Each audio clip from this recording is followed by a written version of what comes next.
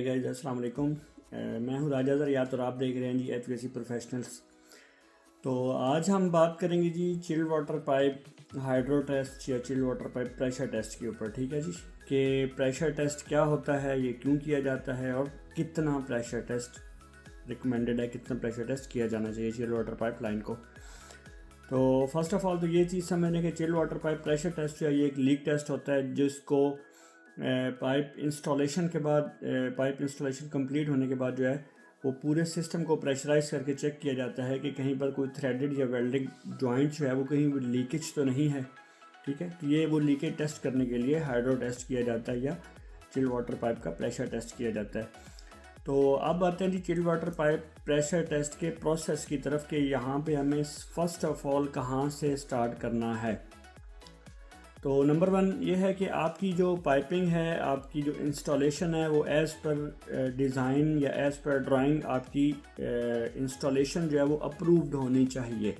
ठीक है, आप अगर आप प्रोफेशनल सुपरवाइज़र हैं या टेक्नीशियन हैं या चार्जेंट हैं तो आपको ये चीज़ याद रखनी चाहिए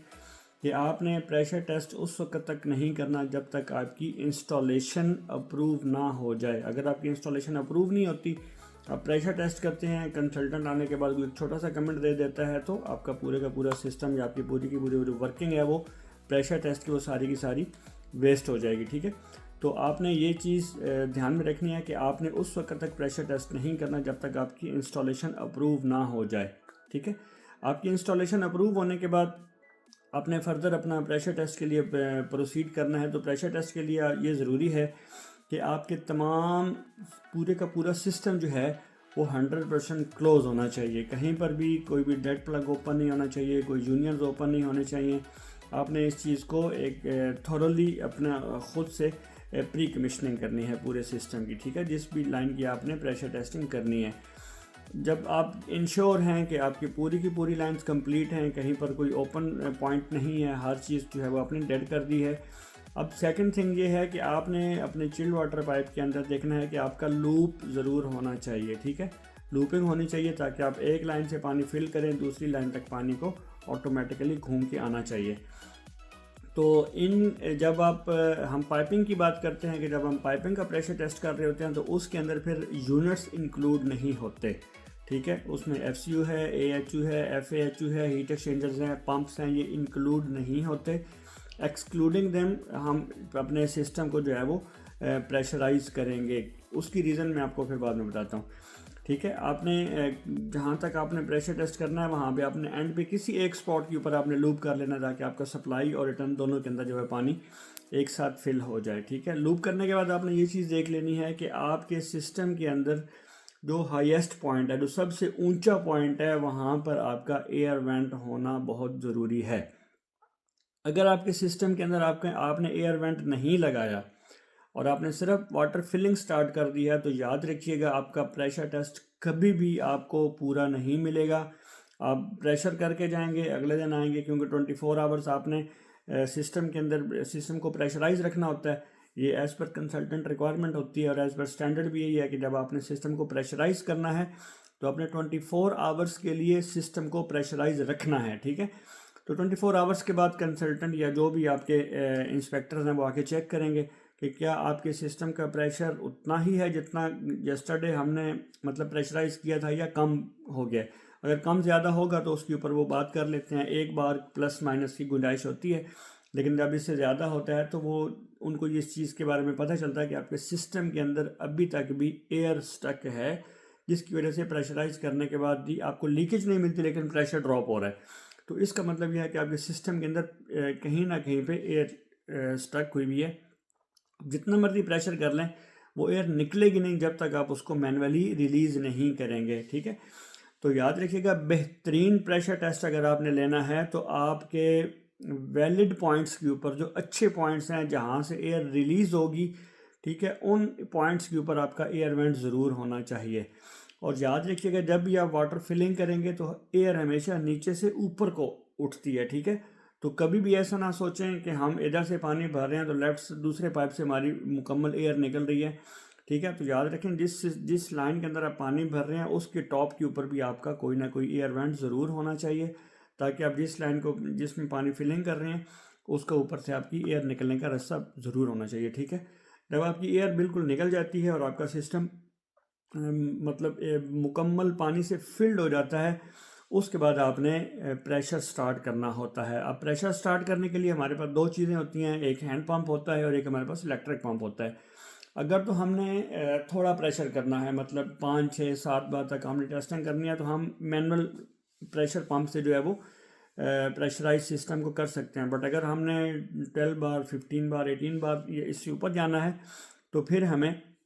इलेक्ट्रिक प्रेशर पंप की जो है वो ज़रूरत होती है, ठीक है। तो उसमें आपने ये चीज़ याद रखनी है कि अब यहाँ पे क्वेश्चन है कि आपने सिस्टम को कितना प्रेशर दे के चेक करना है। ये एक बहुत कॉमन क्वेश्चन है हर बंदे का कि कितना प्रेशर टेस्ट किया जाता है। आप इंटरव्यू के अंदर जाते हैं तो वहाँ पे ये क्वेश्चन 100% पूछा जाता है कि आप अपने सिस्टम को कितना प्रेशर दे के टेस्ट करेंगे, ठीक है। तो इसमें कभी भी आपने स्पेसिफिक नंबर नहीं देने के साथ ये 10 बार पे टेस्ट करेंगे, 12 बार पे टेस्ट करेंगे, 15 बार पे टेस्ट करेंगे, बिल्कुल नहीं, ये बिल्कुल गलत बात है।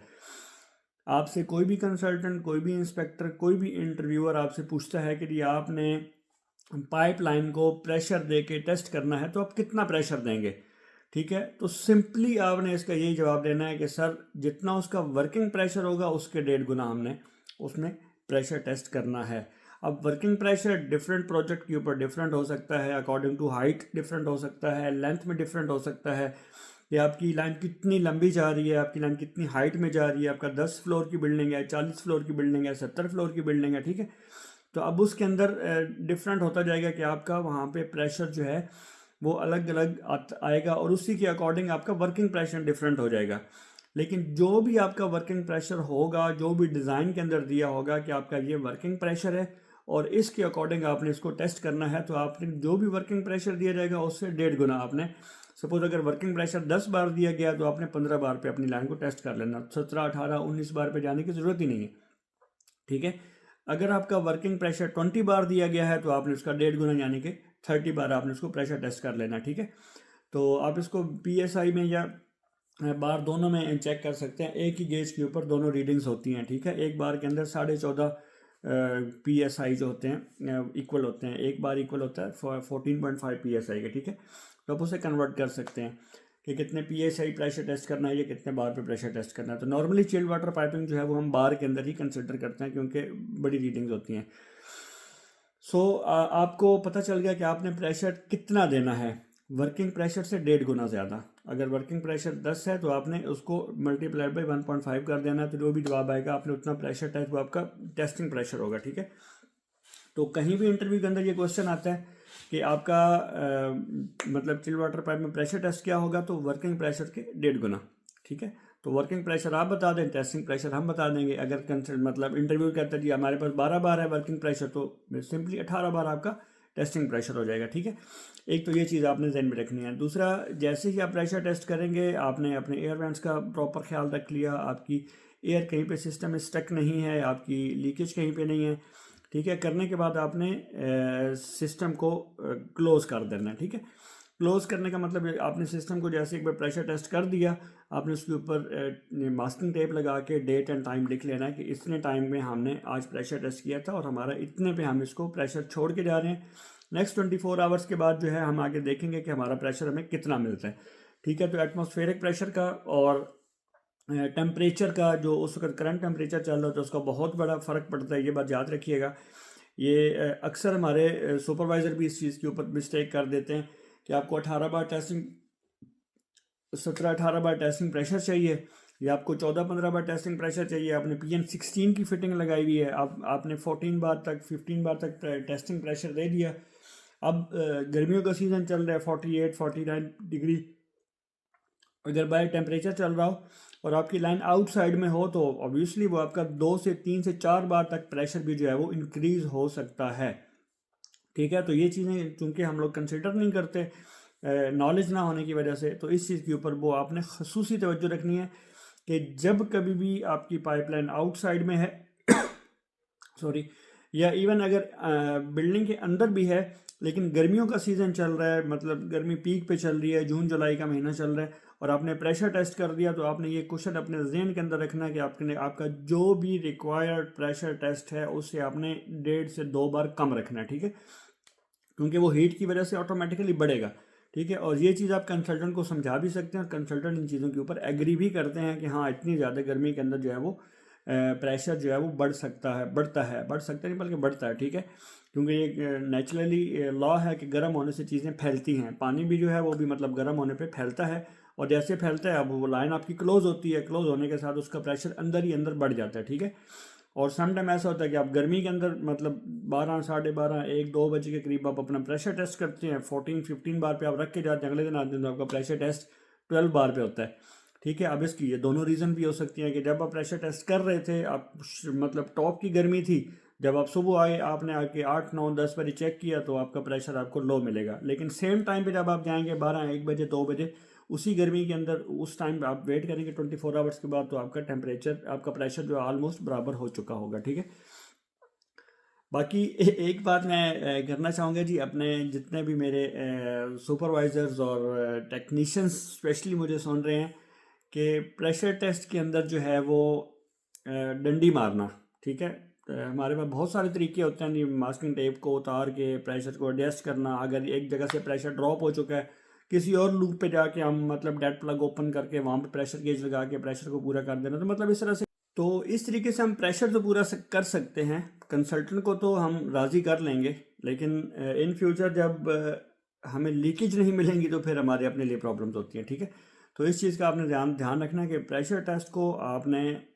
बहुत सीरियस लेना है। इन केस के अगर आप कंसल्टेंट आपका सपोज के पाइपिंग अप्रूव हो चुकी है, प्रेशर टेस्ट अप्रूव हो चुका है, आप गो हेड, आप आगे निकल चुके हैं, सीलिंग क्लोजिंग का टाइम आ गया है, तो बीइंग अ सुपरवाइज़र आपने अपनी एक टीम को उस वक्त भी जब आपने फाइनल सीलिंग क्लोजिंग के लिए देनी है, जब केबल ट्रे, पीपीआर ये सारे अपना काम कंप्लीट कर चुके होंगे, तो फिर आपने मतलब 12, 18, 15 बार सेम नहीं, लेकिन कुछ न कुछ सिस्टम को आपने प्रेशराइज ज़रूर करना है और अपनी कंफर्मेशन के लिए ज़रूर चेक कर लें सीलिंग क्लोजिंग से पहले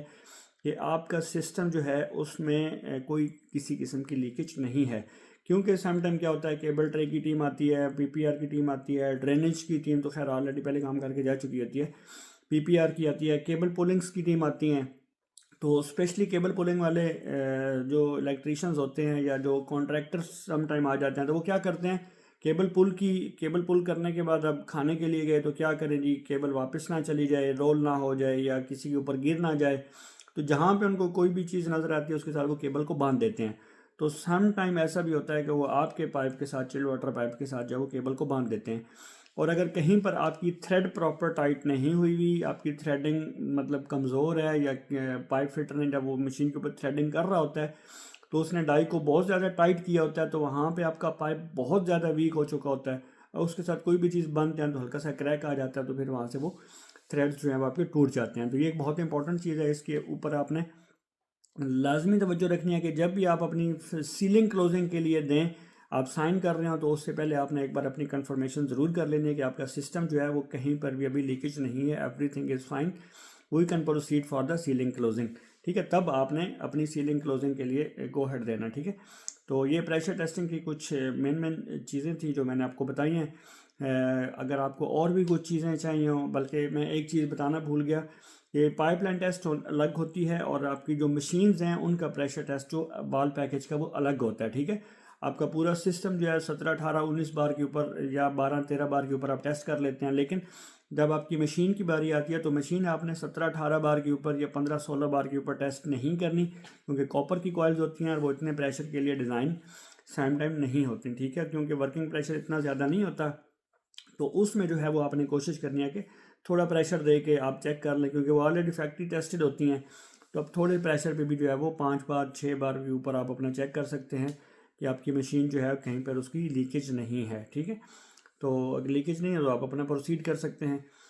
तो pressure testing is very very very important in chill water pipeline. आपको मेंटेनेंस के अंदर और आपको फंक्शनैलिटी के अंदर, अगर आप चिल वाटर पाइपिंग सुपरवाइज़र हैं तो मोस्ट प्रोबेबली ये होता है कि बिल्डिंग हैंडिंग ओवर के लिए चिल्ड वाटर पाइपिंग सुपरवाइज़र को ही बिल्डिंग के अंदर रखा जाता है, क्योंकि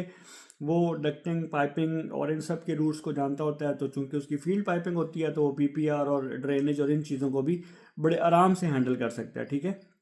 तो I was also chill water piping supervisor for almost 15 years in UAE. तो मैंने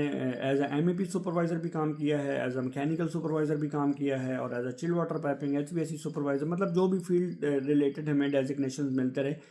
हम उनके ऊपर काम करते रहे। तो ये मतलब एक बेसिक चीज़ है कि पाइपिंग सुपरवाइज़र जो है वो डिफरेंट फील्ड्स को बड़े आराम से हैंडल कर सकता है, स्पेशली जब आपकी फंक्शनैलिटी या हैंडलिंग ओवर का टाइम होता है तो उस टाइम के अंदर। ठीक है, तो वहाँ पे अगर आप इसी तरह की इंफॉर्मेटिव वीडियो के लिए आप हमारे साथ जुड़े रहें, और जब कभी भी आपको एचवीएसी चिल वाटर पाइपिंग किसी भी किस्म की कोई भी इंफॉर्मेशन चाहिए हो तो आप ज़रूर कांटेक्ट कर सकते हैं। कमेंट करें, अपना जो भी आपका क्वेश्चन हो आप कमेंट्स कर सकते हैं, मेरे व्हाट्सएप के ऊपर आप मुझे कांटेक्ट कर सकते हैं। ठीक है, तो इंशाल्लाह जो भी आपका क्वेश्चन होगा, मैं जो मेरे पास नॉलेज है अकॉर्डिंग टू दैट मैं इंशाल्लाह आपको रिप्लाई करता रहूँगा। ठीक है जी, तब तक के लिए अस्सलाम वालेकुम व रहमतुल्लाहि व बरकातुहू।